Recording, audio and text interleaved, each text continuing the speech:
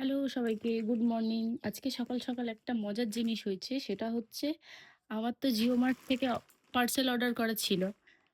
তো আমার বর বলছে পার্সেল দিতে এসে দাঁড়িয়ে আছে। আর আমি টাকা নিয়ে গেছি পার্সেল নেবো বলে। তখন দেখছি যে আমাদের দোকানে গুগল পে স্ক্যানার দিতে এসেছে। তারপরে আবার বাড়িতে এসে দেখছি যে জিও মার্ট থেকে পার্সেল চলে এসেছে।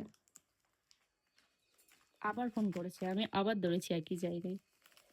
এটা দেখো আমাদের দোকানের স্ক্যানার, আগেরটা নষ্ট হয়ে গেছে, তাই নতুন অর্ডার দেওয়া হয়েছিল। জিভে জল। এটা কি কি দিয়েছে দেখাচ্ছি। স্টিকার,